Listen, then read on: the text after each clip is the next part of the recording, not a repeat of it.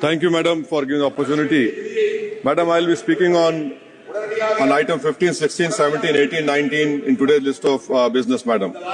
Madam, a pattern of deception repeats every year with Ministry of Minority Affairs. In 23-24, the government allocated 3,097 crores in BE. Ministry of Minority Affairs surrendered 2,060 crores, barely utilizing the funds. The same rule is being followed, pattern is followed in 24-25, where the allocation of 3,083 crores has been slashed to 1,681 crore, with no effort to demand admitted funds through the supplementary demands, Madam. Madam, scholarship for minority students have been gutted. Pre-matric scholarship, only 90 crores of 326 crores have been utilized. Post-matric, 343 out of 1145 crores have been utilized, leaving thousands of students without promised support. Madam, government is not willing to make minority scholarship demand-driven.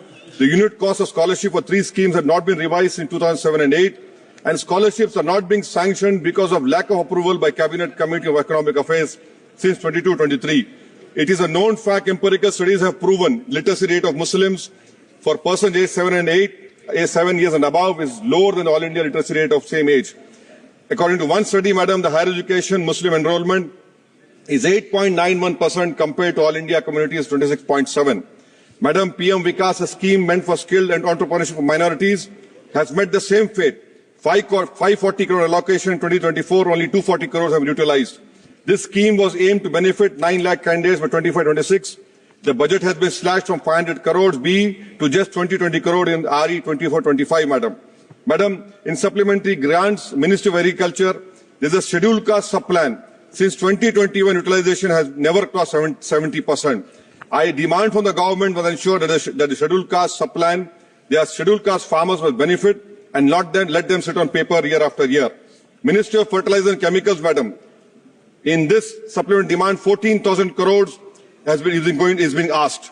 Madam, this is not budgeting, this is firefighting. This talk of Atmanirbhar Bharat is only empty talk. How did the government allow such a critical sector to be held hostage by China? 30% of India urea imports in 23-24 come from China.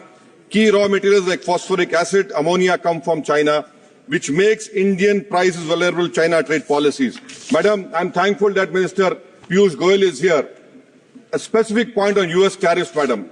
Goldman Sachs estimates that if the US imposes tariffs, this could decrease India's GDP growth by 0.6%. Madam, US is a major buyer of Indian agricultural produce. We export nearly 6 billion of agricultural produce to US.